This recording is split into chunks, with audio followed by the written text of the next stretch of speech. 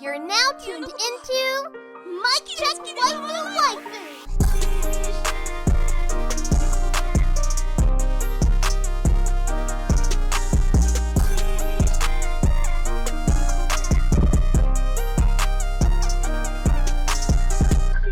Polo and Tell, is that you? Mic check waifu. Tell, is that you? Your camera froze. Yeah, it's me. Bone Thugs and Teliano. How you doing? This is episode 141, the palindrome of Mic Check Waifu. As always, it's brought to you by the great Lube Complex. Make sure you go to lubecomplex.com. Use that offer code Waifu. Leave a little note saying Mic Check Waifu sent you. We'd appreciate that. It's also brought to you by our Patreon producers that I had pulled up at the rating because I'm a professional. Shout out to our Patreon producers, AB, Aaron Brown, Dre, the GOAT, G, Johnny from Analytical Podcast, Ked, the Pro from Chaotic Culture Podcast, Explicitly, Monique Williams, and Nachi. Thank y'all so much for producing this and many other episodes of the podcast. We appreciate y'all so very much. Welcome to 141. 141. That's crazy. It's pretty high up there. Out of 141 episodes, we missed 1 week. How we do. It's awesome that we managed to last this long. and a kid, Tell had a kid through it all and everything. We made it. About to have another one. Yeah, we got to get that one in the bag though. Yeah, you're right. We're gonna get that one recorded. So just in case, just emergencies. So just as a heads up, and for y'all who listening, I guess I don't really care if y'all listening. They only gonna keep us in the hospital for 24 hours. Right. So depending on the day, it might not be much of a problem. Hey, but never know. It's like what is that considered? Like a 15 to 17% chance that that 24 hours lands within that time frame. Yeah, it's a possibility. So we're gonna be careful. This episode is special. We're going to answer a couple of questions from Twitter from some of our favorite people on Twitter. Shout out to y'all. We appreciate y'all. We're going to talk some anime and we're going to review a cartoon. I'm looking forward to reviewing that cartoon because as we stated last week, we're going to be reviewing the Critical Role's cartoon series Vox Machina. I'm looking forward to talking about that because it was honestly one of my favorite cartoons, probably. You can already tell that's gonna be a one-sided thing. Polo already too excited about it. I'm excited, but I'm not. I'm still objective here. I'm not gonna. Even though I backed it on Kickstarter with my own money, I definitely still feel like I'm gonna be extremely objective. And to be honest, I got a feeling it's gonna land middling. You think so? I do. I kind of disagree with that, but weird. Anyway, Tell, what's up, man? How you feeling? I'm solid as fuck, bro. Solid as fuck. It's been pretty good. I made some baked ziti today. It's real good. We approaching that end of that third trimester, so baby number 3 about to be here. We excited. I'm just chilling. I think this week has been actually pretty solid in terms of anime. Like some of these episodes were a lot better than I expected them to be on multiple different fronts. Multiples of these were better, except for Platinum End. Yeah, of course. Goes without saying. And Attack on Titan, but I'm not gonna go on that one either. But it was actually just quite a few actually really good episodes this week. How you feeling, Polo? What's going on with you, bro? I'm feeling pretty good, man. Them glasses clean. I know them your regular glasses, but they clean them up. Shout out to the Ray-Bans. No, I want to give a shout out to our boy Rob J. He keep asking the question. I don't understand these takes from AOT fans that reg the manga. I'm like, bro, the reason why we feel these way about these takes is because we read the manga. I would understand if we didn't read the manga and we were just giving these takes. Because I think if you didn't read the manga and you're just watching the show, you're pretty high right now on the show. because the show, I mean, though it's still being just mad decent, it's better than, like, if I didn't know anything or everything, I should say, I probably would be more invested into what I'm watching. But because I read it and I know what the end is, I'm really not invested. You know, I disagree with that, and I disagree with that for the sole purpose of, like, if it's good, it's good. And I've said this before: you're not invested because the characters just in general, they start to go downhill. And I mean, we'll talk about it more when we get to the AOT section, because y'all know it's gonna be in the spoiler talk a little bit. But I like, in terms of because we manga readers, or we have read the manga, we know what to expect. But that doesn't mean that we understand how it's going to be played out in action. You know what I mean? Like, the biggest difference between manga and anime is that, like, when it's actually animated, is that we get to see what the authors and artists' perspective was in writing or drawing this. So instead of incorporating our own perspective in it, we see that person's or that artist's perspective. Thus, you know, it's not in our imagination anymore. That's true. Our imagination may be wildly better than what the anime is. And that sometimes is what's going to hinder us, because we just expected something so much better, and they gave us something that we kind of put to a higher standard. And I think that's not what happened here. We didn't put this to a higher standard, that it just was falling off regardless. That's true. That's true. And even from, like, reading it, I think at this point I still was pseudo invested. I was still beginning to feel the way I was feeling about these characters. Like, I feel like they're less of themselves than they ever were. Like, they're just so, like, and it's, to be fair, it's Attack on Titan's fault, because they try to control the narrative with so many different characters and through threads that it's falling flat. But I do want to say, I do think because we've read it, I do think that kind of leans more towards the reasoning behind we feel the way we feel, though, opposed to what you said, even though you feel the opposite. And can I say one more thing? Yeah. This isn't directly on AOT, but this is slightly about manga. I caught a manga spoiler for one of my favorite anime currently, for Fire Force. I caught a manga spoiler. Oh, no. It kind of broke my heart that I saw it, but it also really, really ignited a flame in my heart for Fire Force. Pun intended. And I will never read it until it's done, like until the anime is done. That's another special one for us too. But when I tell you, like, people are saying, like, it's on Full Metal Alchemist level. Oh, shit. Well, we knew that, though, right? But how the ending specifically. Oh, shit. Yeah, like, how it tied up and how the ending was. I'm so excited for this anime. Listen. I'm so excited, bro. We already got the feel of its storytelling from when we watched it, right? Because it did gives, like, Full Metal Alchemist vibes, where it always dropped some pieces of the overarching narrative in every single episode. It never left us wanting with it when it comes to, like I described in last week's episode, the potatoes with the meat and the potatoes. Like, it always dropped the potatoes with the meat, and that is something I enjoy with Fire Force. And it's so, like, it's so intricate. Whoa, that's not the intricate. Word. Yes, that's what I was trying to say. It's so deep. It's deep. It's way more than just surface level deep, and that I'm excited for more than anything. What there was a line that the homie Sensei LeGlove said about some anime. I forget what it was, but he was just joking around. He was talking about how his I think he's referring to Hunter x Hunter or Hunter x Hunter, and said it's too smart. It's too smart for you for you folks.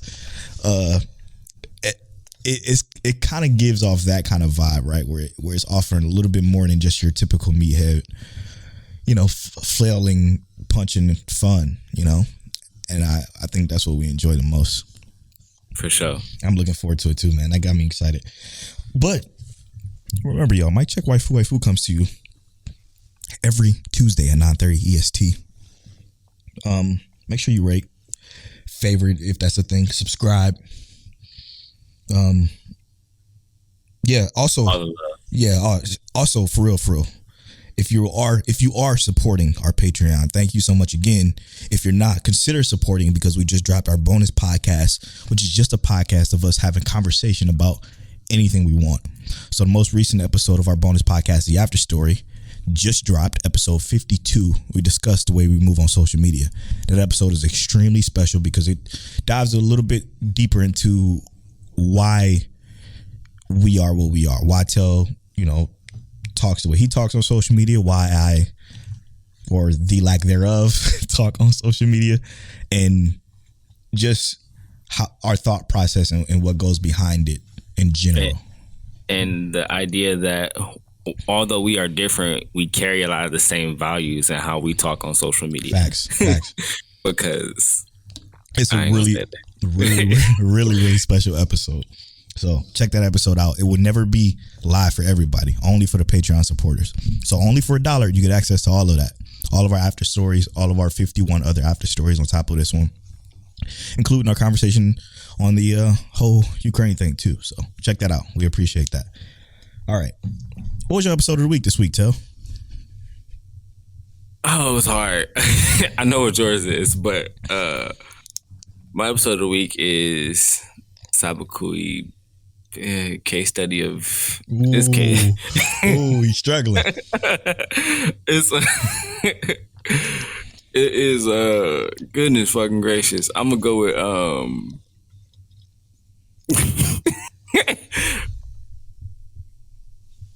my heart. Case study of Benitez. Okay, case study of Benitez. Okay. Yeah, for me it's obviously My Dress Up Darling. Incredible fucking episode. I don't know what they did with the director, why they changed this for this week, but it was absolutely incredible the way this episode looked. And not even just that, just what we got from it, man. I just enjoyed it, every last bit of that show. Here's the thing about My Dress Up Darling, and it's probably going to end up hitting my top 10 in Slice of Life. Top 5, probably. It's a very special, scenario. And I only say that because, our character is obviously very much so attracted to the other main character. Mm-hmm. But he is also so involved in, his talent and his niche that, you can see that he obviously loves what he does, but he's also that love is blooming into something more. And I gotta say, I love that whole dynamic in general because it's showing our main character as a multifaceted person. Facts. And there's not a lot of anime that do it specifically in this field where it's about a character's, let's say, love for something more than a love for someone. And it's not just our main character, right? It's also the supporting cast. The supporting cast is incredible. We met a supporting cast member just an episode ago, and I feel extremely attached to her already. Maybe because she's a photographer or wants to be a photographer or aspiring to be, and I have some personal attachment to that because of my past. But everything about it. It's so hard to find shows that give you this type of writing, and this goes into what I'm about to say next, and that's with Sabigo Bisco. That episode, I didn't really like it that much, and the reason why I didn't like it that much, even though it almost was your episode of the week, is because I didn't believe the characterization of Milo's sister, the way she almost, it felt kind of automatically fell into too fast, it was way too quick. The shift in attitude was way too quick, and it was unbelievable. Literally just unbelievable. I couldn't believe it. So it made me, it was episode's still great, show's still great, but it's something about that switch, and I feel it's being rushed for time constraints reasons. And the reason that because I think Sabakui Bisco is an anime that, because this is one of the things I was thinking about, is that sometimes your instincts be on point. I was thinking about making Sabakui Bisco my sleeper when we first were looking at it. I was like, oh, this is it could be good, and I was like, no, that looked way too shonen-y. And I really enjoyed this episode, but not for like that specific scenario you're talking about, because I felt the same exact thing you're talking about. But that moment between Milo and Bisco, right? Yeah. That whole dynamic and how they like, and I'm not even gonna say just that one specific moment. I mean, like even when the sister pulled up and they had their moment with the snake, how they handled that whole scenario, how when they kind of get that call and how that scenario gets handled, and then you break down to that final scene where they kind of have at it and do what they did. That to me not only showed like character growth for both of them, because they started to work together, they started to learn, and they taught each other stuff. Right. We don't have the greatest identity of how much time was spent together. That's exactly my issue. But we do know that, and like I said, this is what I talked about before. I hate traveling episodes because we lose the scope of those things, especially if they're not done 100% right, because we don't really know. But what we did get a good scope of is that they have developed some kind of like a friendship, familiar bond to each other, to where like this means a lot to them. Right. And that really hit something for me, because you like Polo, and many of y'all know, I don't have any real siblings. So my brothers, like Polo and a very few others who I actually would treat like that, are like my family bond. So I always connect with characters in these kind of scenarios, because that's all I had. I had to go out and make my brothers. So, and I don't mean make as in like I had to make Polo my brother. Right. But you know what I mean? Like I had to go out and meet them and make him my brother. Like it took time for that relationship to build. Absolutely. So I love these kind of scenarios. So it really struck a chord with me. Yeah. And it really hit home. That's the only gripe I have. I don't know the passage of time. I don't know how long it takes his sister to travel. Like I don't know. The sense of scope is a little bit off, and it isn't as off as it was in Akaduma Drive, because that shit was terrible in that show. But it was just slightly off. But I mean, you kind of get it, you know, because they did give us those two traveling episodes for the most part, or three technically. Yeah, it was three. Yeah. And it do feel like a greater distance opposed to just kind of teleporting. Now, I was really close to making How to Realist Hero Rebuild the Kingdom my sleeper, because it was actually just that good too. But I'm like, I understand why he put it on the back burner. It's just gonna let that finish. It was just that previous episode, man. It was like the marriage proposals, and then like when she popped up in that scenario. So I did actually end up watching this episode. That's why it took so long. Oh, okay. And I don't know if it's just because of. Here's my thing. And you might find this a little funny, but here's my thing. And Polo, I think you're gonna find this funny. I feel like the Genius Princess guy is giving me everything that I wanted out of How I Realist Hero Rebuilt the Kingdom.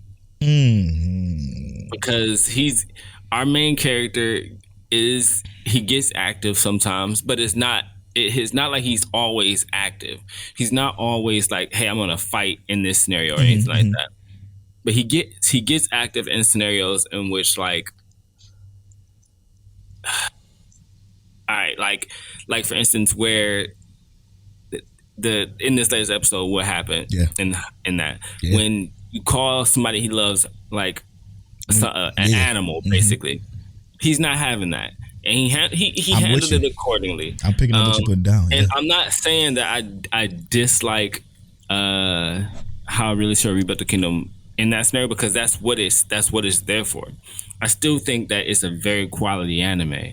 I feel like I found something that just suits me a little bit better. I see. I understand. In Genius Princess Guide. No, and that's completely understandable. For me personally, even though they're pseudo similar, I still feel like they're way different.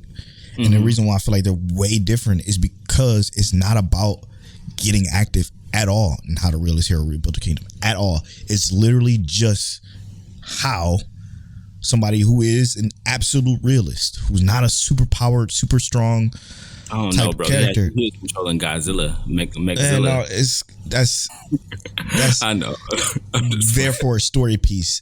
I think this is more so just the political treatment of the situation, like the Genius Prince is in, but more in the active sense. But it's literally strictly just that. We're talking like small changes making bigger moves in how the realist hero rebuild the kingdom. This is a more grandiose. A genius is accidentally falling into situations where he has the genius's way out of it, and it's incredible. It's incredible. Like I said, Genius Prince is probably my top 3 of this season, like point blank. And it's probably second.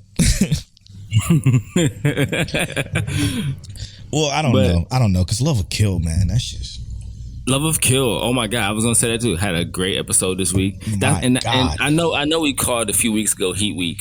Yeah. But this was like for a lot of the anime this week. There was a lot of really good stuff, and I know you're not watching like Case of Venitas yet. Yeah. But oh my god, bro, the relationships that and how they discuss these characters in like this latest episode, the music, the visuals, like and I mean like the artistic direction, like. Some of the most beautiful stuff I've seen in terms of like just how things just finally roll together. And I had so many doubts about this part of the anime, because I think I was saying this before, that I was literally like, I think I said this about the last episode, like the last episode I had in the beginning going in like, okay, well, where's this shit gonna go? And then it went there and I was like, oh. I finally saw where it went, and I was like, this is actually way better than I thought this was going to be. Than expected. And I can't wait.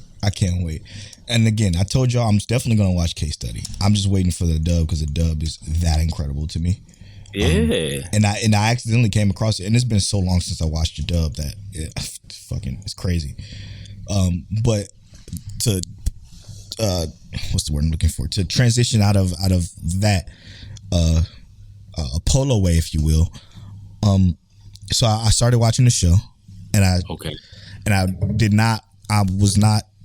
I'm like, you know what? I'm just gonna put this on dub just to see what it, because I'm already not interested because of the aesthetic of the show. Aesthetic is unusual for me because I normally don't care, but it's something about this aesthetic that bothered me from the moment I saw it. From the moment I saw it, I wasn't interested. And obviously I'm referring to Odd Taxi. I started it. I started the dub of it. I swear to God, I promise on everything I've ever loved and lost, this is probably the best dub I've ever watched in my entire life. This dub is absolutely incredible. Like I don't know, they fucking broke the bank with this dub.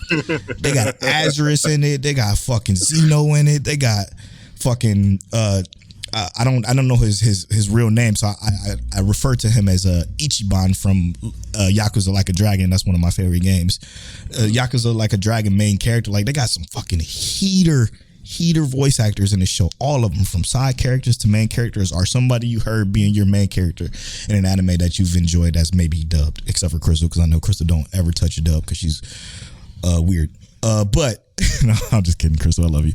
But like, this dub was fucking crazy good. I was even more invested in the dub than I was the story itself, until the story started to progress a little bit further. I only got to episode 4 because that's all that's out. But the story is very, very, very, very, very interesting. When it finally hit, you like... It's already hitting like crazy. It's already extremely interesting story. Would it have been better with regular anime characters? Absolutely, yes. Okay, we'll see. I hate the animal thing. I'm not gonna hold you. I do. Okay. I didn't like it in Beastars that much either. Like, I just didn't like it. But I feel you. It's something about this is special, and I love it. And again, maybe it's because of this dub. Fucking so good.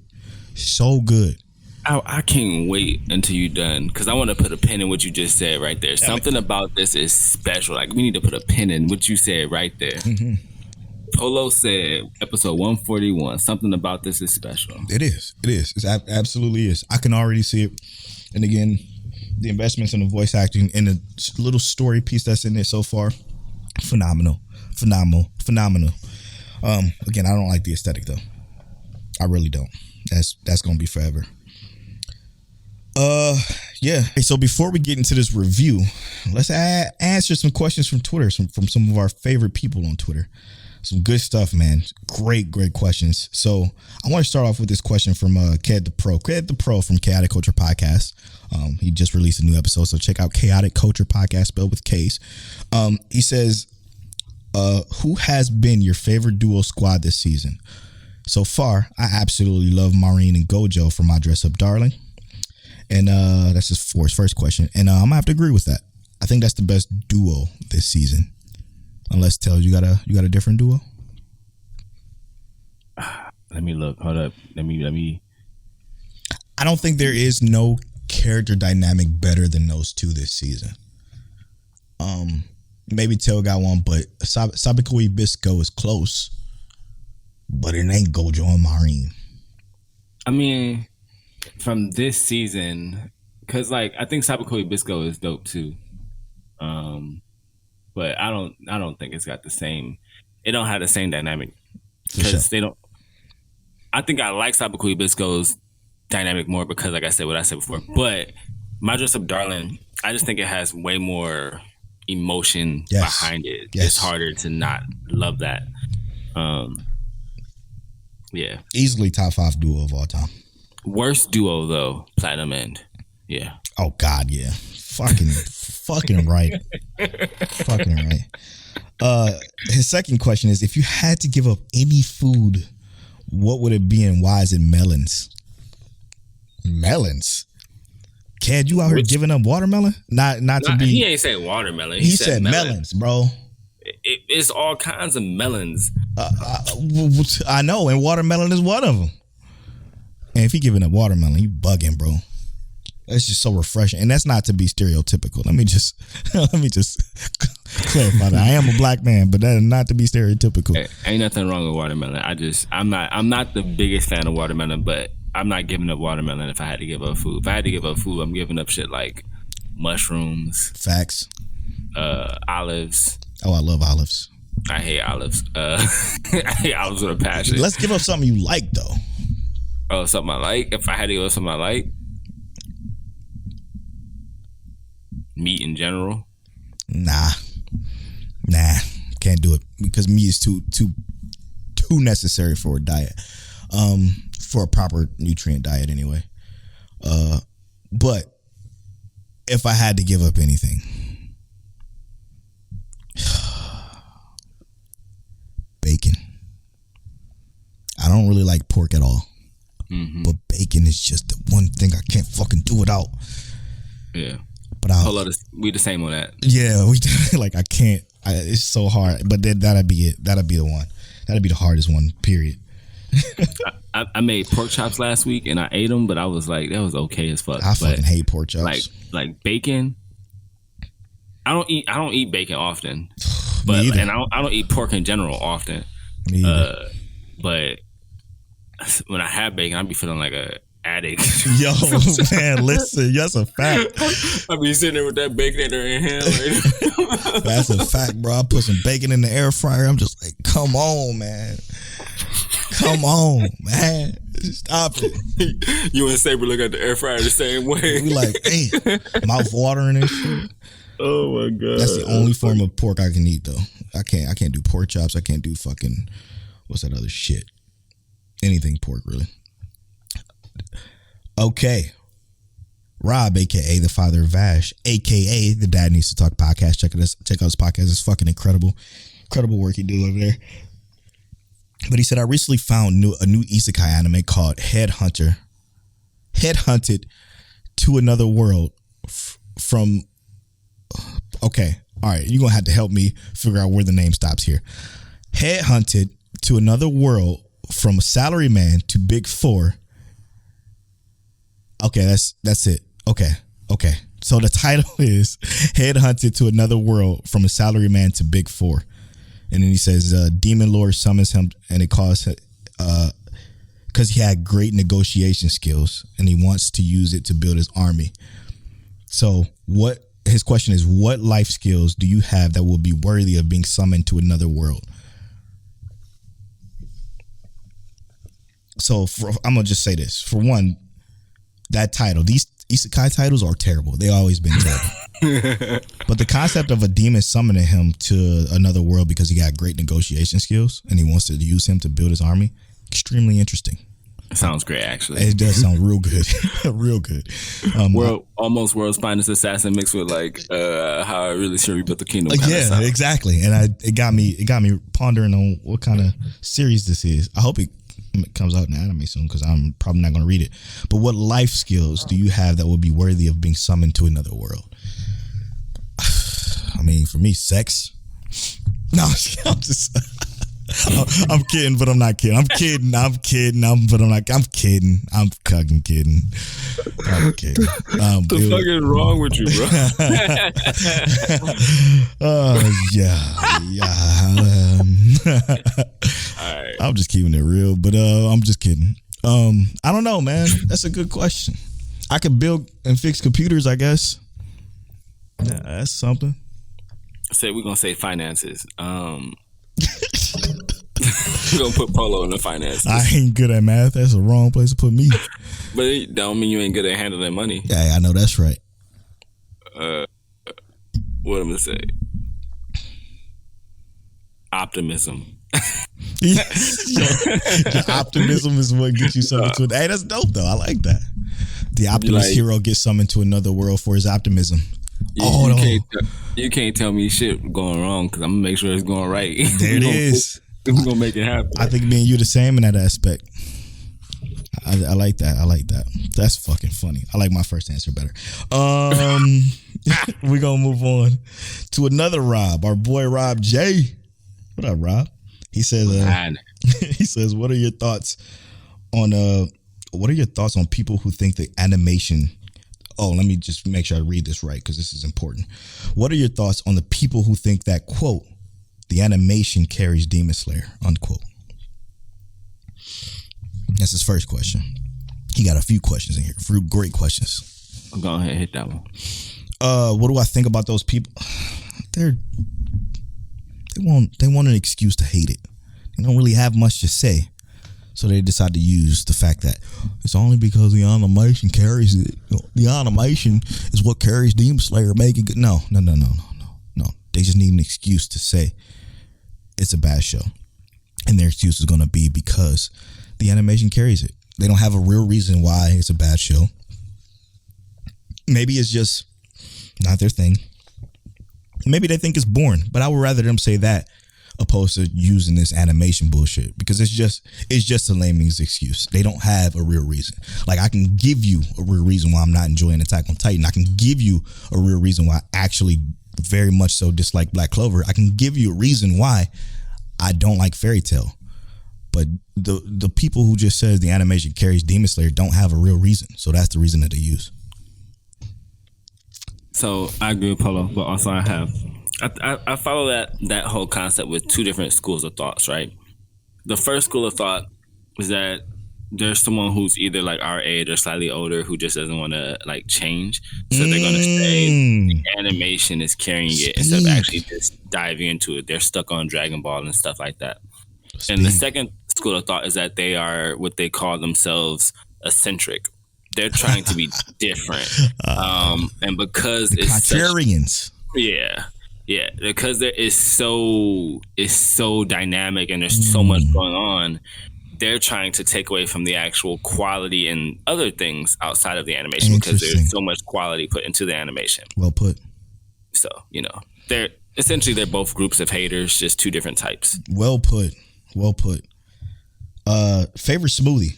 I swear we need to give Rob access to our Get to Know Mike Check Waifu doc and just have him add questions in there. Facts. But favorite smoothie. Go ahead. I'm gonna go with something simple: strawberry banana with a little bit of protein in My there. brother, I'm the same way. Mine is the protein, but the strawberry and banana. Even though I'm allergic to banana, I just cannot do without. I just cannot do without the strawberry banana smoothie, bro. The thing is, it's not like shrimp for me. Like, it's not gonna kill me. You know, shrimp will actually kill me, but the bananas just make my throat itch a little bit. I'm serious. I'm cleaning. I'm itching my throat, but that's about it. That's about it. Oh my God, bro. Yeah. I'm sorry. I know. Oh my God. I still eat it. Like it's no tomorrow. Putting his life on a line for it. Hey, bananas are gonna kill me, man. The shrimp will kill me. He says, he also his third question is, will y'all ever implement listeners sending in voice notes maybe in the future? Yes. Sending voice notes to the podcast, that'd be incredible. We might do that next week. We're gonna figure it out.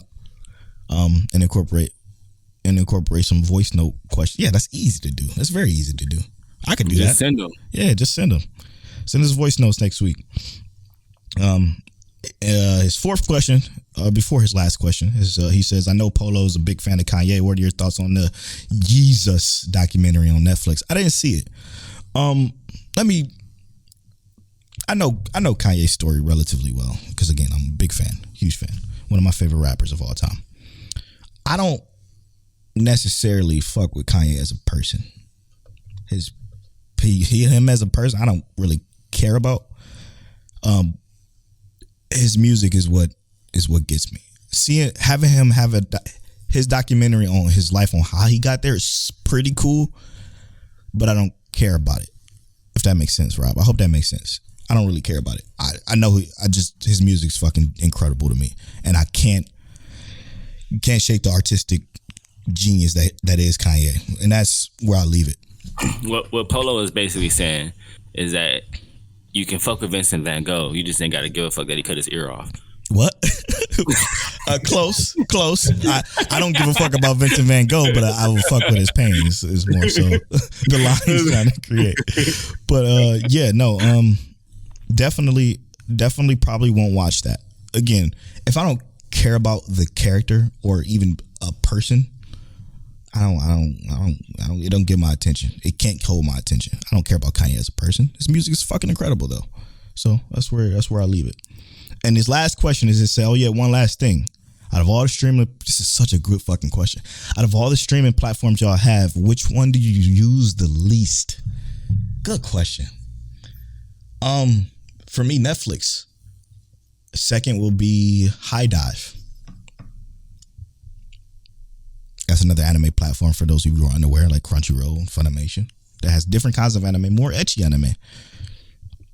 I miss when High Dive was on Verve. Me too, bro. Listen, Verve lost like 15 channels. Listen, Verve is just Crunchyroll now. I remember when they had Critical Role on Verve. Yeah. Oh my God. Yep.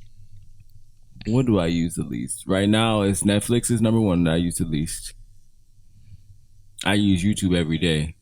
True. Let me think. Yeah, so Netflix is the least, and then Amazon Prime. Amazon Prime. I forgot about shit. I forgot I had that shit. Yeah, I've literally only used Prime Video for Vox Machina, and we've had it forever.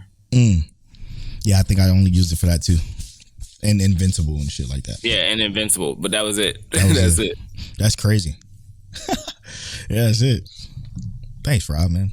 We might have to get you access to that doc so you can add questions to it, because we're running low on questions. All right, man. And with that, let's get into this review. Let's do it. All right. So, again, we just reviewed Demon Slayer and Diamond District arc last week. So, most of you are probably familiar with how this works. But for those of you who aren't, we're going to touch on how our reviews work. I got to cut this out again because I forgot to fucking pull up the doc. Okay, so our reviews work like this. We have 5 categories in which we rate an anime. Each host rates an anime. The 5 categories are animation, sound design, pacing, plot, and characters. We review those 5 categories using the 20-point scale. Obviously, the 20-point scale being 1, 1.5, 2, 2.5, etc. After we rate those 5 categories, we each get a overall score by averaging those scores out from each of our hosts, and then we combine our both of our scores together to get the My Check Waifu official review score for the show. This week we're reviewing a cartoon. A cartoon brought to you by Critical Role, what they call themselves a nerdy ass voice actor group that sit around the table and play Dungeons and Dragons. But this is about their very first campaign and their characters. It's a very great show, and by great show I mean the original Critical Role D&D game on Twitch. It's phenomenal. It's a great show. Watching voice actors getting a bag live is something special. Ridiculous. Especially voice actors of this caliber. Like these people are very well known in the video game, cartoon, and anime industry. Like for instance, Laura Bailey played Bulma back in the day.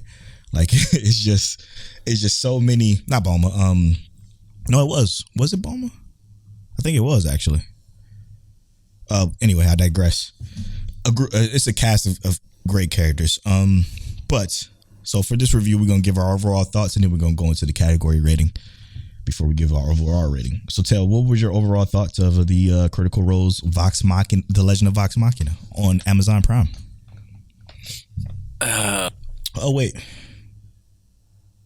yeah. What was your thoughts? Don't. This is gonna sound crazy, but I loved every second of it, bro. Interesting. Like, I don't think there was a part of it I didn't enjoy. I think I have some of the same gripes that you said about immediately, but those things make a lot of sense to me. Only because of the fact that I know how D&D plays out, right? And I find myself thinking, like, when some of these scenarios happen, they fall or these creatures get instantly killed. I'm like, oh, they had to roll a D20 right there, or they had to roll a natural one right there. Like, you know, I find myself getting into the character or getting into the role of playing D&D and seeing how these things will play out in game. I'm just like, yeah, they was definitely rolling. But obviously, I think there was some logistical issues in terms of pacing. And I don't want to go too far into that yet because we're not there. But yeah, some things just happen extremely swiftly. Yeah. And there was a couple other things I had a problem with. But other than that, like the story to me was really cool. I loved hearing them do this whole like talking, the narration and like the beginning and like stuff like that was gold. All the music was good. Fantastic, right? So good. It's gonna be. I find myself thinking that I know what this review is gonna kind of be like, and I feel like this happens every single time. But I always give something a higher score than Polo does. I be trying not to. No, it's whatever you feel. It's gonna be whatever I feel, but we always end up on the like either even or I gave it a higher score. And even though I know I think Polo's more invested in this one than I was, but I feel like I just enjoyed it so much that it was crazy.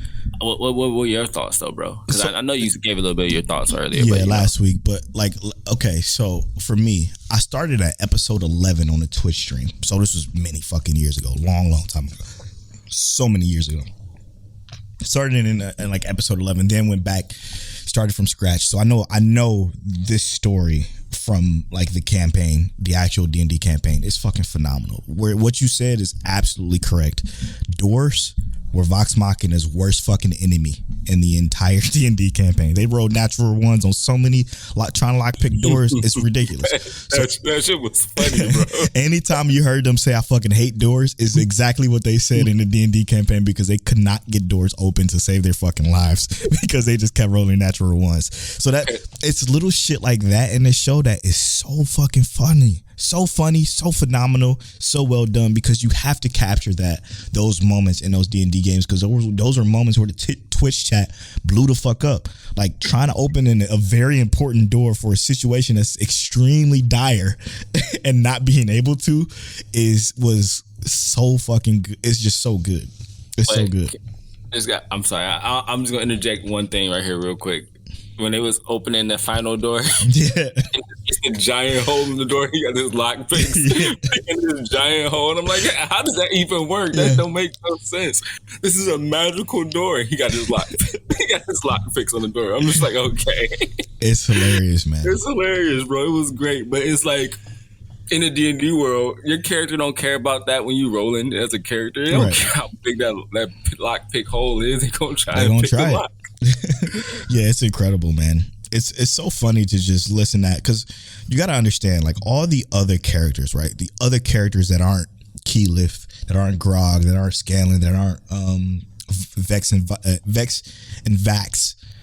All those characters that aren't those characters were all voiced by Matthew Mercer. And Matthew Mercer being the voice of Silas in this show. But he was also like many other fucking characters that you couldn't even tell that he was the voice of. Like, because he's Matt Mercer. He's just that fucking good. But to hear these other characters voiced by other people, like Uriel voiced by Kari Payton, which is the guy from The Walking Dead who played King Ezekiel. Like, to hear all of these different voices come together from years of watching Matthew Mercer voice literally all of them was something special, because this is how my imagination put me when he would do these characters, or when he would have conversations with himself, because he's the NPCs in his world. So he'd have these conversations between himself, and then the characters kind of interject, or they'll eavesdrop, or whatever the case may be. But you just see that all played out in what is very well animated. Like, Titmouse did a very damn good job at animating it. Not perfect. I would say that it's definitely not perfect, but it was something way better than I thought. And with that being said, let's get into starting to review these categories.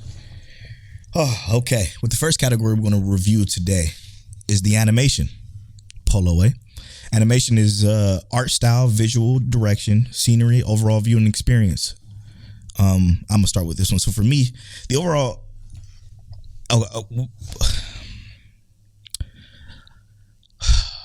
fanboy aside, okay? Because I absolutely love this. Again, I backed it on fucking Kickstarter. That's how much I loved it. I have... Hold on. Vamp for me. All right. So Polo's about to go grab something in the background. Let's see what he rolls for his search check. He rolls his dice. A nat 20 on his finding of whatever he's found. I'm back. Let's see. I got the character art of this shit. I got all kinds of stuff from my Kickstarter backing. Like, that's how much of a fan of this I am. Fanboy aside, the animation was slightly above average for me. It wasn't perfect. A lot of it was stiff. A lot of it was Justice League-esque, and a lot of Justice League animation is very, very stiff. Very, very, very, very stiff. I'm gonna need you to go look at a clip before you keep making that face, Tail. It's not the smoothest animation. You're not gonna get that keyframe art that you're gonna get in fucking My Dress Up Darling or any anime movie you'll ever see, or even the Justice League movies. You won't get that kind of you won't get that quality here. But it was above average. Definitely above average. So I gave this a 7.5. Hold up, bro. Yeah. I think we need to go back on our Invincible review, because I think we gave Invincible like an 8. In animation? Yes. It was better. Was it? Yes, absolutely. I don't agree with that. It was most certainly better. Most certainly better. From like when he was getting punched in the face, and you would actually see the blood drip down, and not the blood just appearing. Like, it was definitely better. All right, so I get what Polo is saying. I think the animation fit very well for the kind of world this is, and hate to compare it to anime because of what it is, but like what Polo said, like the keyframe moments and stuff like that, those are very important for certain scenarios. I give it an 8.5. Wow. Damn. A whole 10 points higher. Oh, okay. I thought it was good, bro. I would watch that animation style. I'd be okay with that. If every cartoon I watched, like every American cartoon I ever watched was animated like that, I would watch it nonstop. Like, and then when they switched to like things like battle scenes and whatnot, the battle scene animations were very high quality in my opinion. Like there for was cartoons. Yeah, there was like two that were above and beyond. Yeah, I'm not saying I think they're capable of, but not a lot. Because I just don't see the, and I mean, I don't watch a lot of Justice League and stuff like that. But even like the Justice League movies, like the Marvel cartoon movies, the only of those movies that felt like they were animated extremely well was like the Batman when he went back in time into feudal Japan era that was animated like an anime. Yeah, that's the only one that looked above average to me. Whereas this one it felt like it shit on those in my opinion. But yeah, 8.5 because I mean if we're looking at the grand scope of animation, I think it was good, just not the best. Wow. Yeah, very, very different. Very, very different. So even the 3D animation parts were really good. Like when they did the dragon in 3D. Absolutely, yeah. It was way, way, way better than normal. But that's to be expected from American cartoons, I guess. They do that just better. Next category we're going to rate is the sound design. Soundtrack, composition, sound effects, and how well it all tied together with the visuals. This one, I think Polo's going to agree with me on. I loved our Bard. Bards are my favorite characters. That's the character I play predominantly. That's Scanlan Shorehard, a.k.a. Sam Riegel. Scanlan, the Scanlan hand. The Scanlan, I love that shit so much. The fact that so much of his stuff was based around like auditory stuff, singing, the actual music that just played in general. Which is hilarious because he did that in a table game too. Like he would always make songs for whenever he would give somebody his inspiration dice, he would inspire him with a song that he created like right off the spot. It's great. And that's something I used to do too. I'd make like a quick poem or something like that because I can't sing. But yeah, 10 out of 10 on sound, bro. 10. Yeah, Jesus the voice acting Christ. to me was amazing. Overall sound was great. Heads getting bashed in like when what's his name? Grog was chopping through the giant zombie. You know, I was like, oh my God, I love it. But go ahead. My only gripe I have is, and not only gripe, I have quite a few gripes, but the gripe I have with the Grog thing is he only said his initial tagline once throughout the entire show. And his tagline is, I would like to rage. And he only said that once the entire show. I was like, oh, come on, man. All these opportunities for him to say, I would like to rage. Like that was his shit in the table shows. But anyway, I mean, the sound design was great. The voice acting itself is probably some of the best you'll ever hear. Like hearing Laura Bailey in the cartoon again. No, you know who she was? She wasn't in Dragon Ball Z. She was, what's her name from? She was Yusuke's girlfriend in Yu Yu Hakusho. That's who she was. I don't know why I said Bulma. Bulma was definitely a different voice actress, but I digress. Listen, she could have been. Go ahead. I can't think of the name, but go ahead. Yeah. Hearing Laura Bailey as her character was phenomenal. She was like the leader of the group during the table game. Her and Percy was the leaders. Oh yeah, it makes sense when it came to like conversations and shit. But yeah, even Taliesin, he was probably the least experienced because Taliesin always played like voices in MMOs and like the voices that you would always hear in like quote unquote lower budget games. He was not really the big chair, so to speak, with all these voice actors, but he fucking killed it as Percy. Like, yeah, this gave him time to expand, like, you know, like really get into it. Like, he was unbelievable. Not to take over your moment, but I'm just saying, like, to think about the idea of having just a chance to sit there, you're playing a game and you just talk, but like you talk in a character, you really get to live that character. Yeah. I think that probably made him shine. And he was essentially the main antagonist and protagonist in this series, essentially. But like it was phenomenal. Like the voice acting alone was phenomenal. The music, great. Like above all, so good. But as far as the sound effects, I didn't really hear it, you know, and that's not a good thing nor a bad thing. Music and voice acting carried it alone for me. I'm gonna have to give it an 8.5 is where I stand on that. I don't see a 10 at all, but you know, it's my brother. And I believe him. Okay. I thought you was gonna agree with me on that one. No. Because I actually found myself, because I know I've talked about this before, but like I've been so engrossed in some things that I just didn't hear the sound. Like I was like almost so focused on it that I was just watching the show and there was like no sound, and I had to go back and rewatch it.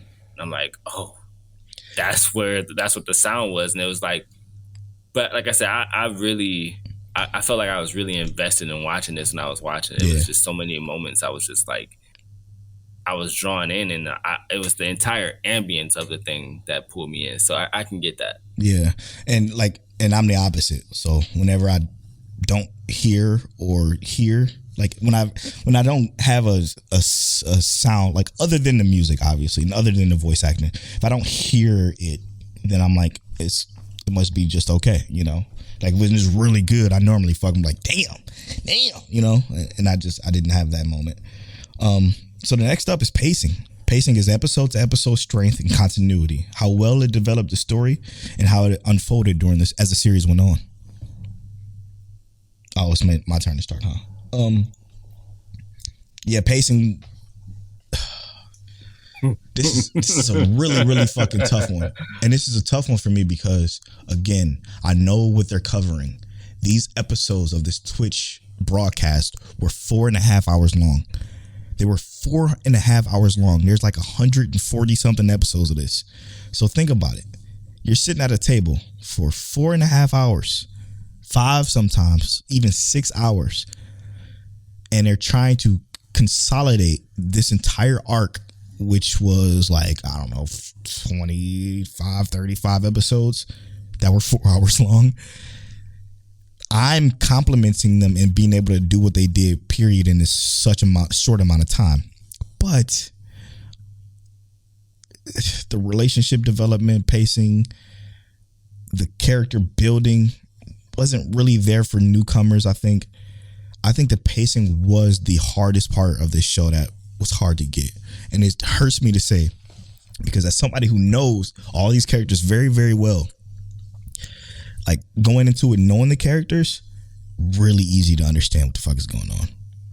But the way they kind of sped through a lot of like some of the traveling they did or some of the conversations they had that led to the romances, they were just out. It didn't feel right. So for me, I think this was the worst part of the show. Not saying that the show was bad, but the pacing was probably the worst part of the show. And I'm going to have to give it a 6.5. And it hurts. But I have to be real. I have to keep it real. Tell. I agree with all of that. That hurts so bad. And I'm surprised he gave it a 6.5. Because the pacing in this was honestly, it was bad. I get why they had to do it though, because there's just too much to put into this. And sorry to interject, but with how, like, with what they had to work with, I still think they did really, really well. Yeah, I mean, and I found myself doing this a lot. I'm watching and I'm like, damn, they ain't resting. Like these characters seem like they take very little rest, and rest is imperative in the D&D world, or else you don't have any spell slots. You can't do any magic. You tired. You can't heal yourself. There's just so much going on, and it's like I'm just thinking like, how are they pulling this off? And I had to take myself out of that. But like, there was moments when I couldn't figure out how long, what's her name? How long Pike was gone. Pike Trickfoot. I'm just like, yo. What? How long has she been gone for? We don't know exactly. What's funny about that is Pike Trickfoot, aka Ashley Johnson, was recording a show in New York at the time that this campaign was going on. So she was always in and out and in and out and in and out this entire D&D campaign.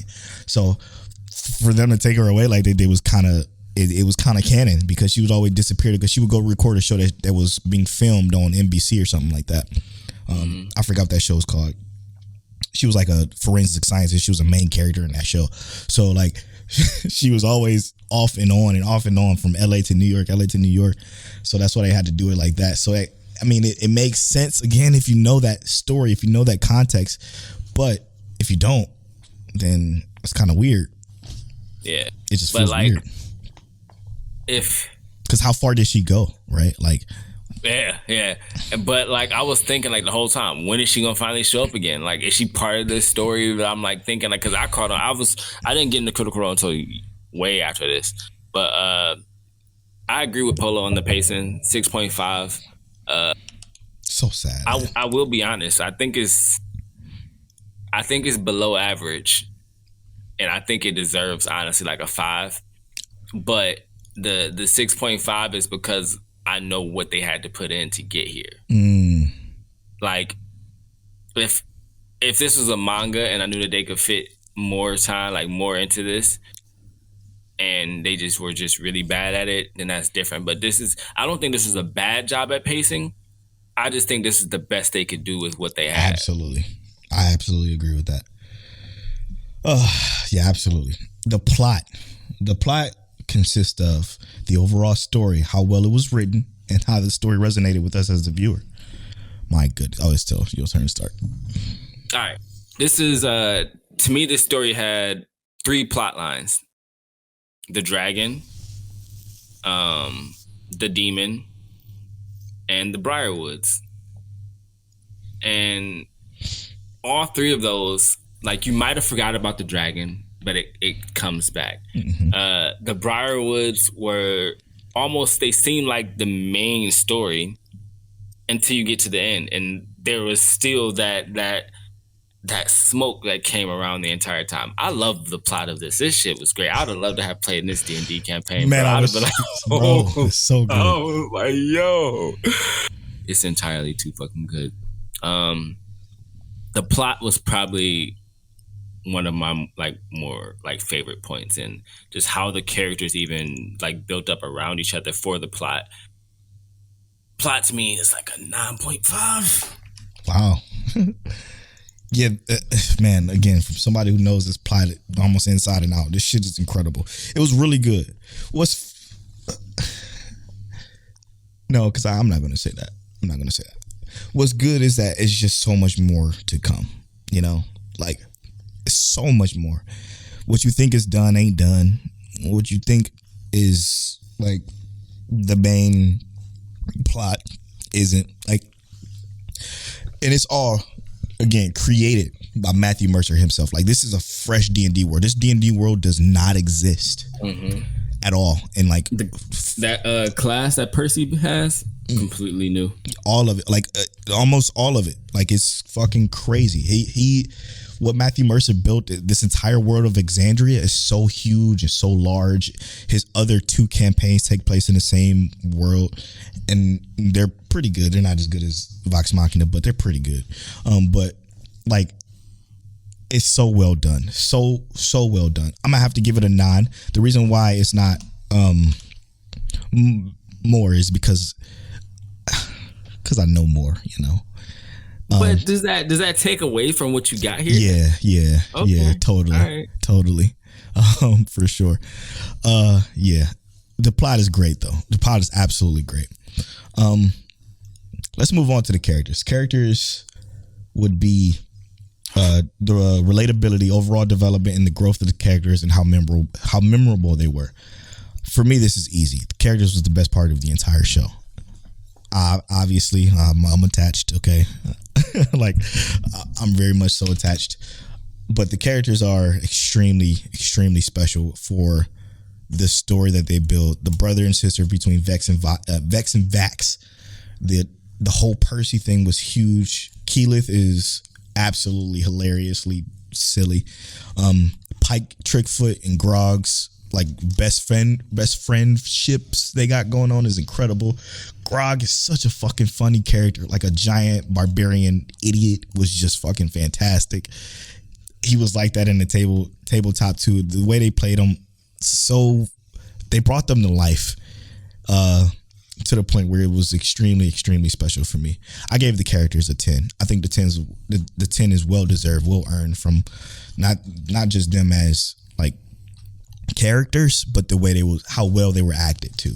They were brought to life. They literally brought those characters to life so well. So for me, it's a 10.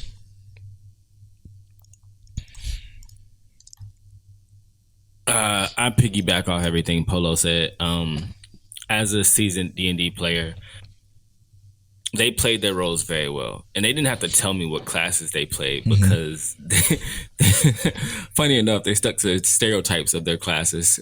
Very much so. The druid, possible wild mage sorcerer, was a tree hugger.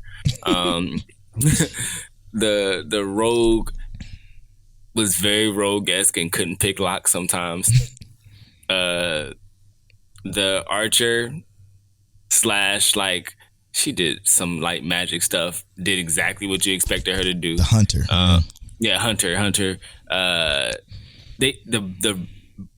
The barbarian did barbarian, I would like to rage stuff.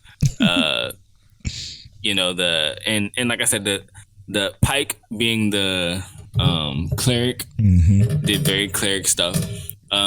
These characters were great in terms of just overall who they were, how they were played. Scanlan being my favorite because he is the class I actually play the most. So I do piggyback off everything Polo said. 10 out of 10. The only character I had the hardest time remembering was Pike, and that was just because of her time frame in it. But her moments were all very memorable, and you could tell that even though she wasn't 100% in there like how the other characters were, the characters, what they did that was beautiful was that they made it always seem like she was part of everything. They missed her. They spoke about her often. So it was never like Pike was not there. It was like Pike will be back. Yep. Yeah. And that's real. That's real. I love the way they did that with the whole astral projection thing. Because it's special. There's something crazy about, because like what sucks is because of the arc that this covers.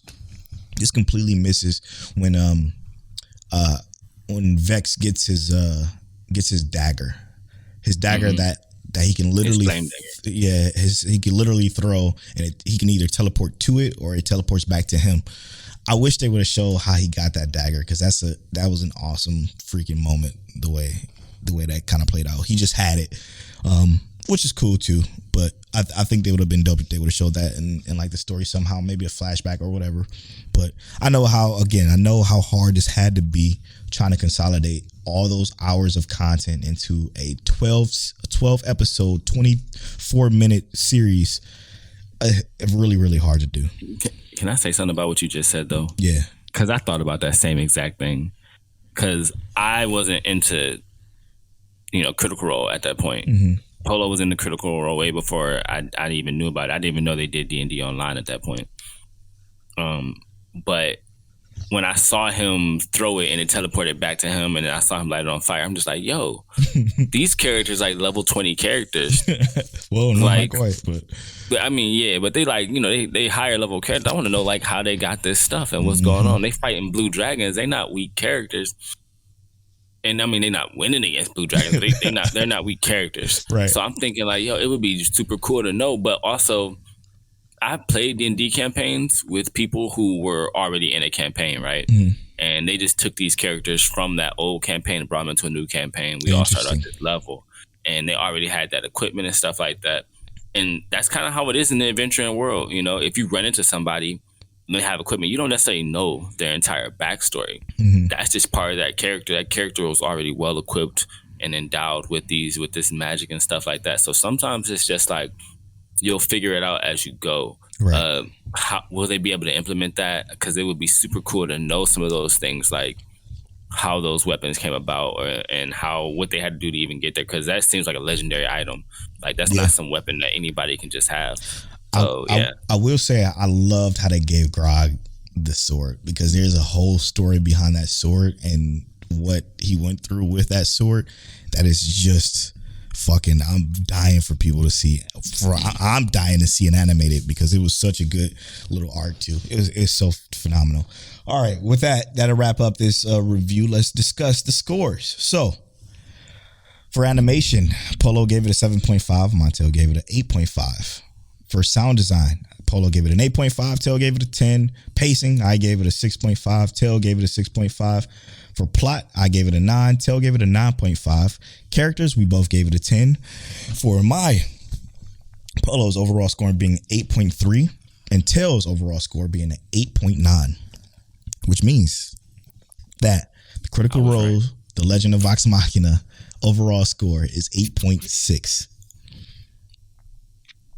which puts it just below Steins Gate, but just above the Entertainment District. And still below B-Stars? Still below B-Stars. Let's go. B-Star is forever up there. I still need to watch season 2 so we can review that and then combine those scores. And then watch it go up. Probably. I heard that second season real good. It is actually, bro. It is. 8.6, man. So I'm not going to go through all of our reviews again because I just did that last episode. But just to give you a little reminder of our top 5. Number 1, anime, Astro Lost in Space. Number 2, anime. Oh, Astro Lost in Space with a 10, obviously. The only rated 10 anime we have. Number 2, 9.8 or 9. Oh, fuck. Clannad with a 9.8. Number 3, My Teen Romantic Comedy Series with a 9.45. And number 4, Fire Force with a 9.35. I can't wait till you come back, Fire Force. We miss you.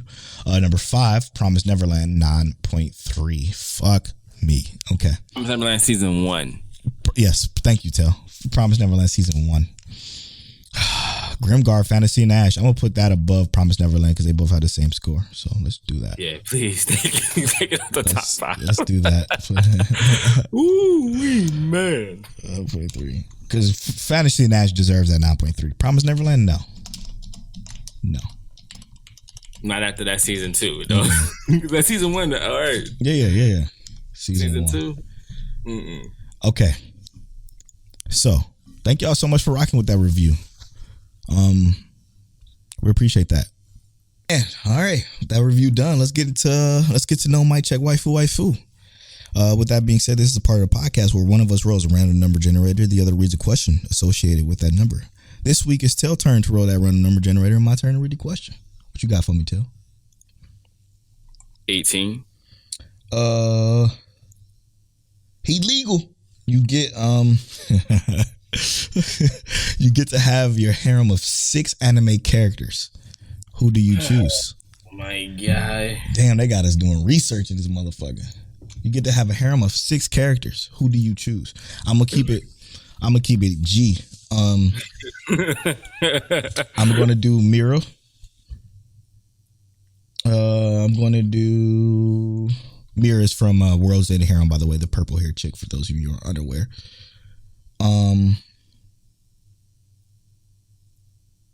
This is hard, man. This is very, very hard.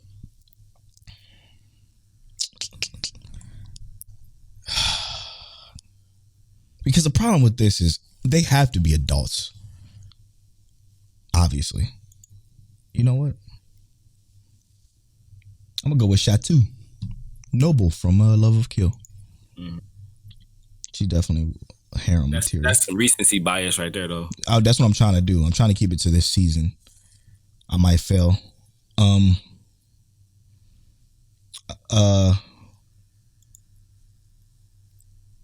Fuck, this is tough, man. Kana from Land of Lylo. More recency bias. I'm trying to keep it recent intentionally.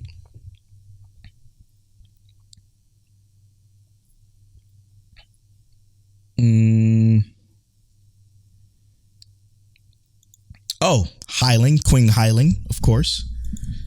My queen. 6 is too many. That's too many. That's all. I'm going to just do that many. Fuck it. That's enough. 3. And it tells 3. All right. Maka said Kirisu. Okay. Great. Number 1. Rem. Of course, yes.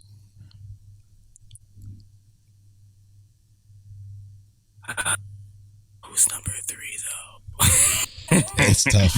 Arish Kagao from Fate Grand Order. Let's get it. That's perfect. Those 3 and my 3 equals 6, which means our 6 combined equals our harem together. Weird. But It is what it is. When we come back, we're gonna spoil some AOT. We're gonna spoil some shit, bro. Platinum Man. Nah. Yeah, Platinum Man. And what else? Love of Kill, maybe? Yeah, let's do Love of Kill, Platinum Man, or Attack on Titan. AOT. Let's do it. We'll be right back after these. I've been working all I can. Get back to you nightly. You know I got a plan. Hoping that you might be slipping to my bed. Baby, do me nicely. Baby, do me nicely. Once again.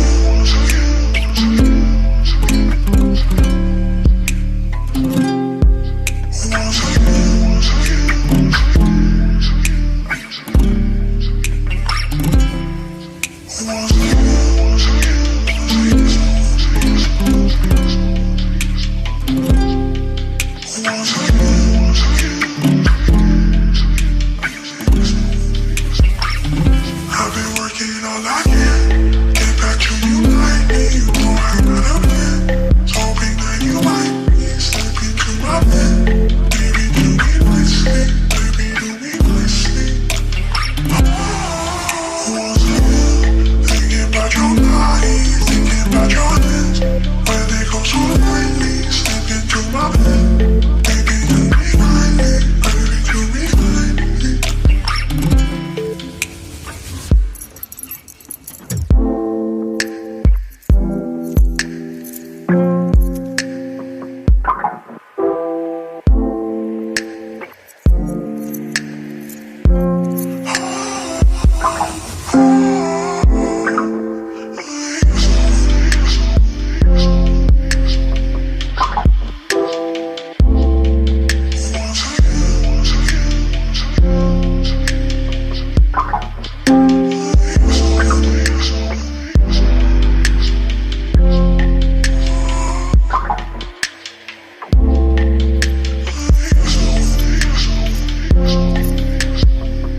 I've been working all I can. Get back to you nightly. You know I got a plan. Hoping that you might be slipping to my bed. Baby, do me nicely. Baby, do me nicely. Once again, thinking about your body, thinking about your hands. When they go so lightly, slip into my bed. Baby, do me nicely. Baby, do me nicely.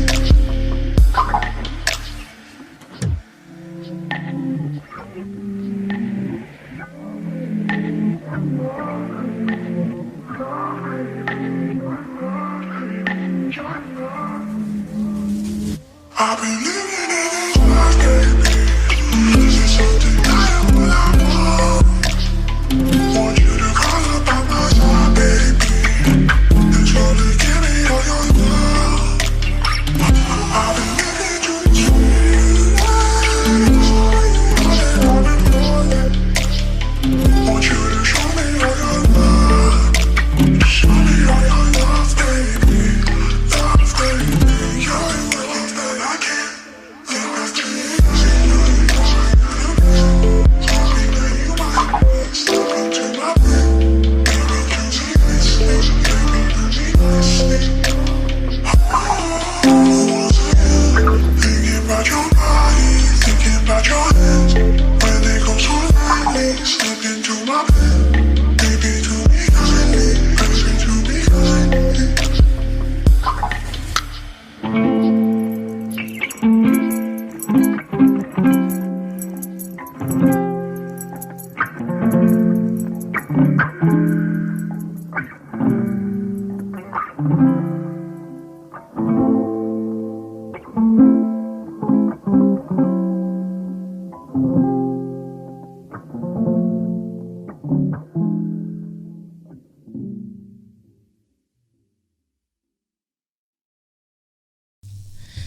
And welcome back to Mic Check Waifu. This is gonna take some editing. Y'all didn't notice what I had to do, but man, I gotta fucking cut and chop and switch and flip and you've officially been chopped and screwed. hey, screw, chop. Oh, anyway. Yeah, welcome back to episode 141 of Palindrome of Mic Check Waifu. Listen, we gonna spoil Love of Kill first. It's hard when you don't have like mainstays, like Demon Slayer, or I guess you got Attack on. So let's do Attack on Titan first. Well, that's also we could. Well, I guess we ain't gonna do Odd Taxi. I don't say if you want to spoil a little bit of your experience with Odd Taxi. No, I mean because it's only a few episodes, so it's not enough. All right. Then let's go to Love of Kill. Oh, Love of Kill first. Okay. Yeah, let's do that, man. This fucking episode was crazy, bro. Intense as fuck, bro. This it's very intense. This episode has the most lines from Shatu that we have ever had. Like, this is the most she's ever talked in the episode ever, and it was the most tense and heartbreaking yet understanding yet gut punching shit ever. I was so glad though when this episode turned out to be the way it was, because our Reng Ha didn't get blamed for the chief being stabbed in the throat.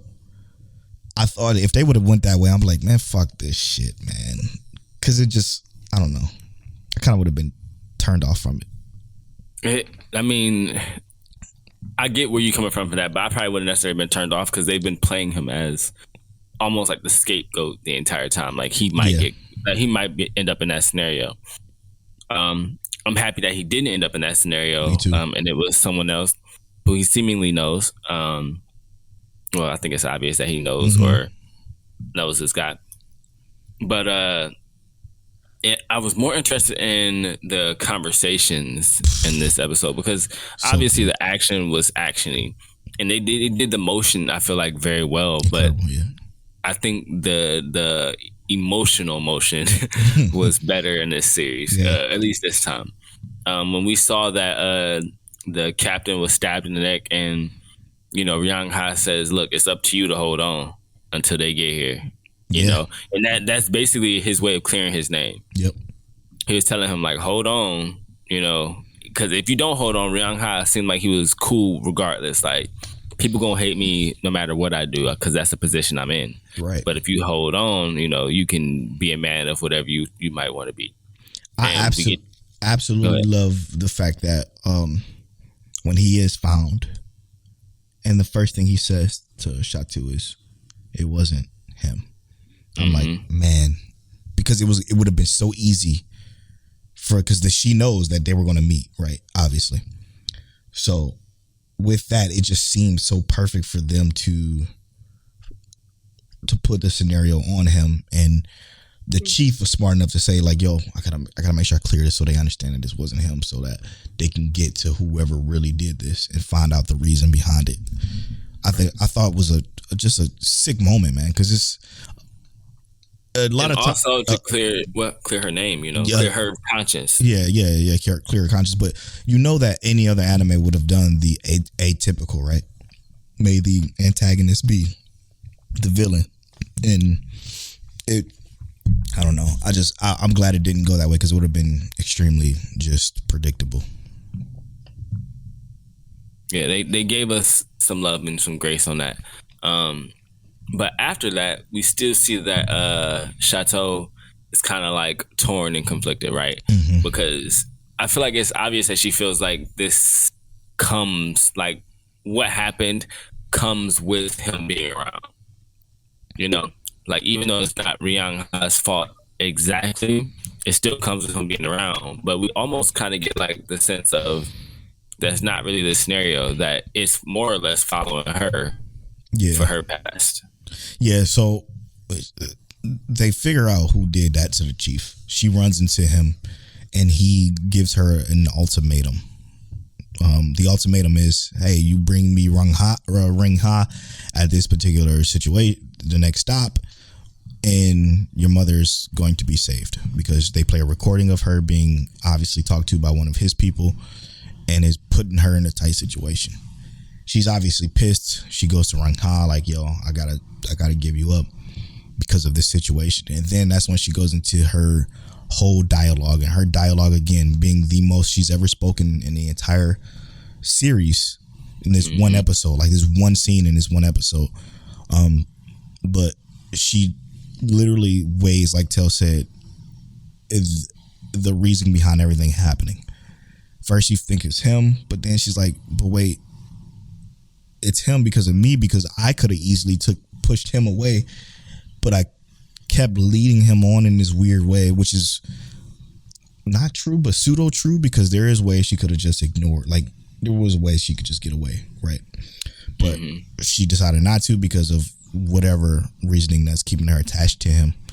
And with that being said, she's like, yo, the only way I can figure out to solve this problem is, and that's when she puts the gun to her head, which was a scene that I'm like, damn, like, what is the other way? Like, everything she said makes so much logical sense, and I'm not a champion for that kind of stuff at all. Never. But the fact that the writing was so good that it had me like, shit, I can't think of any other way. You know?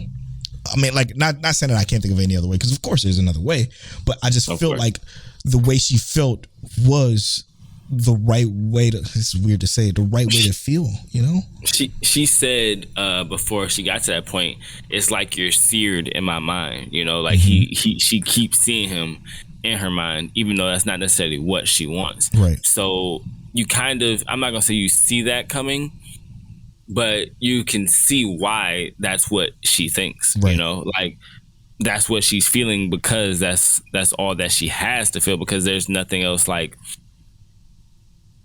with this scenario in your mind, with this person in your mind, and seeing what comes along with it, just kind of feels like there's only one option. So I agree. Like, yeah, like, we want to champion that kind of action. We can understand why that was the first thing to come to mind. And the way he moved to, it almost gave us that insight of like, he might not make it in time, but he did. He made it, stopped it, and you know, how did you kind of feel going forward after that?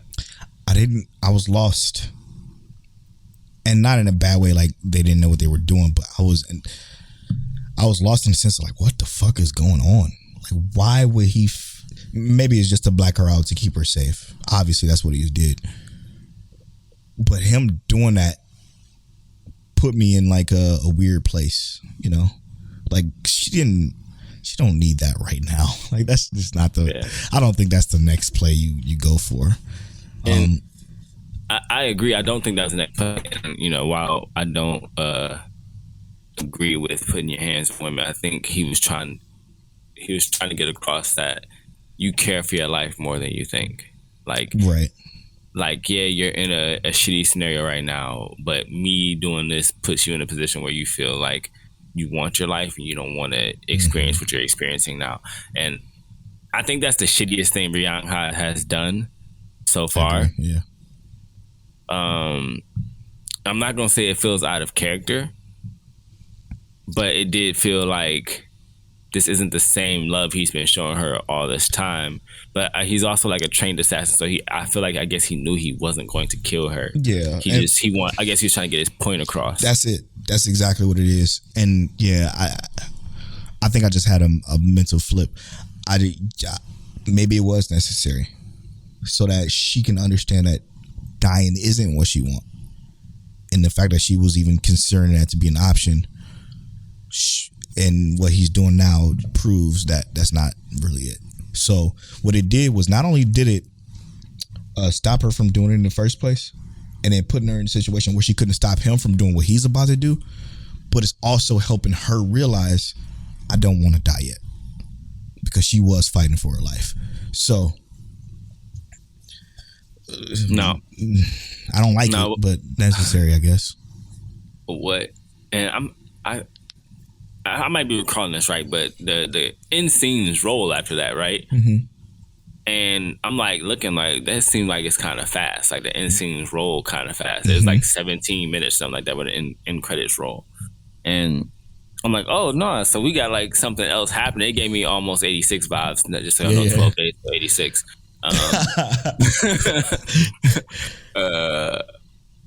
But we get the last few minutes of this episode is like a Rihanna flashback.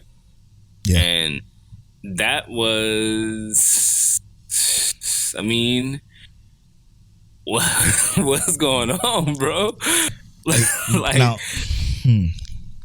like, so we get to see Young Ha as a kid, right? But I feel like we didn't get the full grasp of like what that environment he was in was. Yeah. So my thing is was that Rang Ha, or was it somebody who identity he's taken? I mean, I guess that's also possible. Because Rang Ha doesn't have freckles. You know what I'm saying? Rang Ha eyes isn't shaped that way, and I think that made that an intentional difference. Like because they showed this kid's face clear as day. They showed the freckles clear as day. They showed the eye shape clear as day intentionally to show us that, hey, I mean, you know, it's different. And, you know, yeah, surgery, whatever have you, can do all kinds of things, but I don't think that's it. I think this is somebody whose life he's taken over, but it's somebody who shot to knows, like the original wrong. You know what I'm saying? So I don't know. It's deeper. Obviously, it's deeper than it seems. Clear as day. But I fucking can't wait to see where this takes us. This is an incredible show.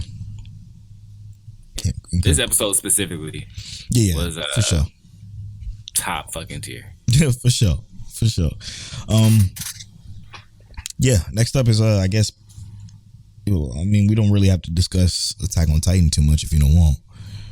Yeah, we can just say it was a bad episode. After the Rumble happened, I don't know what's going on with this anime. It just went. Yeah, this is all shit they could have covered in like 1 or 2 episodes. I'd to say I'd definitely rather talk about Platinum than AOT right now. Yeah, AOT is kind of taking dips. It been dipped for me, but you know what I mean. It took. Let me just put it this way: it took me 3 hours to watch Platinum in. 3 whole hours to watch Platinum in. Mm-hmm. The reason being is because I will start it, I'm watching it, it's starting, they talking, and I'm like, fuck, pause it, look at my phone, watch a YouTube video, go to the bedroom, lay down for about 45 minutes, come back, press play, watch it again, stop, look at my phone. I just kept doing that shit. I could not. You know how I said last week how I was falling asleep during AOT, but at least I was able to keep that shit on. Platinum, man, I just kept wanting to stop. Like, fuck. Like, just take a fucking breathe. I'm like, stop. Enough. I'm tired of this shit. Y'all killing me with this shit. I'm just watching like, what the I'm done. I don't care. Yeah. I don't care. The angels are dying off, or something's going on with the angels because God's dying off now because of old boy got his message out, the scientist man, that, hey, God doesn't exist probably. And he's like one of the most famous people in their world, because he won 2 Nobel Peace Prizes for God knows what. Science shit. Not a Peace Prize, it's Nobel Prize. Yeah, not a Peace Prize, excuse me. But a Peace Prize, or a Nobel Prize, but for what? Who the fuck knows? Who the fuck cares? We found out about his childhood. Who the fuck cares? He a high school dropout, but like a college professor of science, something-ish. They tried to explain the whole bullet thing that we talked about last week. Mm-hmm. But even an angel can be shot at point blank range. Didn't make sense to me because they got shot at in their blind spots this time too, and multiple times. They still dodged it. You know, and exactly what Polo said. That shit should be slow mo. They did that shit, and it was going towards their back. Bruh, they contradicted themselves. And they contradicted themselves in the episode right after, because again they were fired at point blank range again. Like they were fired from the opposite side of the building. They shot again, and then slow mo happened, and they all left. They were all gone. They just needed a reason to get rid of a character. Just say that. That's it. Just have some. I mean, what else can they have happen? Because they will really fuck up their story. And then for the scientists to be like, yo, I don't really like to be a problem for anybody, but let me use my white arrow to kill this kid, even though he's virtually dead anyway. I don't know. It's stupid. What do you think is going to happen?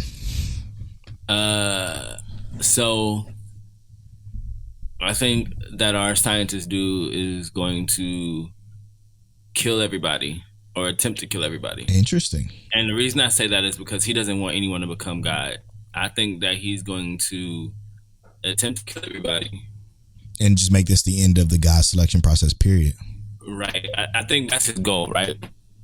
Attempt to kill everybody, and then him and his suicidal friend are going to try. He's going to probably like say we both white arrow each other at the same time or something like that, and they both die, and remove the whole concept of God from this world, that kind of thing. Or he'll do the I become God and then say like this is what God is, and we're done with this shit. Yeah. Interesting. I'm not sure. I don't think any of it is interesting. I think you saying interesting is proof that it's not actually interesting. Just the fact that I can think of something that's more interesting than this. That's exactly it. That's exactly it. Because it's not interesting, but I hear what you're saying is like, yo, okay, all right. I hear you. You know. But we gonna see, bro. I have no idea. What are your thoughts? What do you think is about to happen, man? Because the fact that you even had that much to give is interesting. What's her name? Yellow? Yeah, Yellow. She doesn't seem like she completely gave up on Mirai. I don't know. And it's like, very don't weird. You still got the red arrow in you, or is she just like the red arrows affected her in the way that she's like so like, oh, I don't want Mirai to die so bad. Like I don't want him to be God because I'll never see him again. And like, then. Is that what the thought process is? Because I thought the red arrow was like different. Like you just wanted whatever he wanted. Yeah. I'm confused. So are we contradicting ourselves again in the show? The shows are full of contradictions, bro. I don't get it. I don't care either. Like, it's so hard to turn this on every week, and I try to fucking mix it up. I'm trying to find ways to watch it to where I feel better about watching it. Right? Put it in reverse. No, what I'm trying to do is I'm trying to like, okay, I'm putting on Tokyo 24th War, and then I'm going to like fucking the strongest hero with the weakest crest, and then I'll go to Platinum Man, or I'll go to Platinum Man, strongest hero with the weakest crest, and then like, and anywhere I put this show, it just feels worse. I don't think there's anything I can do to make it feel better. So I just have to maybe watch it first and then get it out the way and then watch everything else. Like that's the only option. I don't have no other choices. That's it. That's all I got.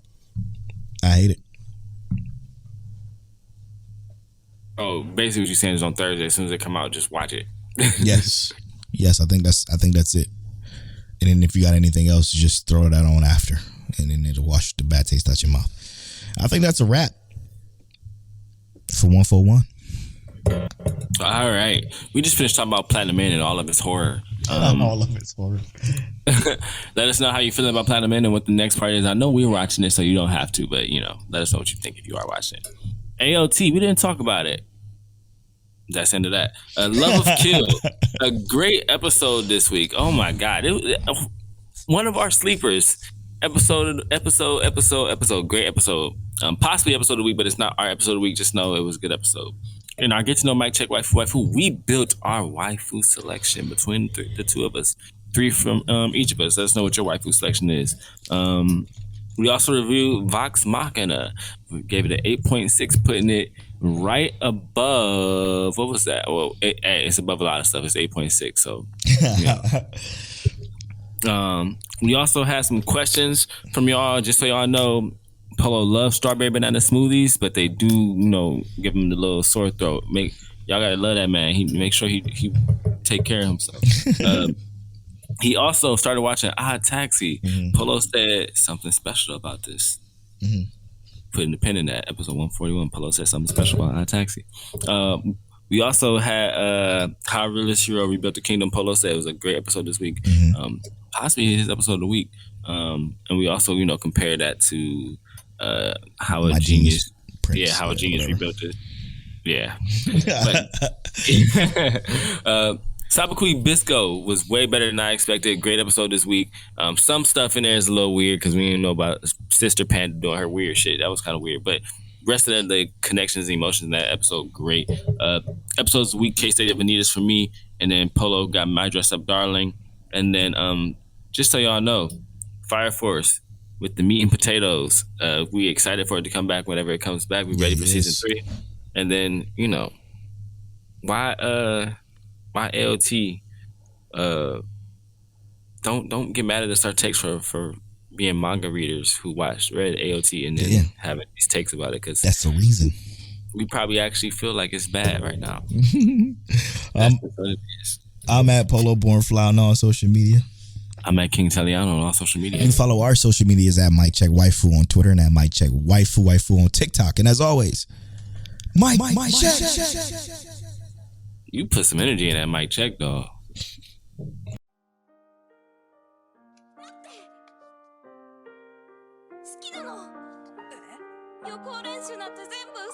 You're now tuned into Mike Check Waifu Waifu.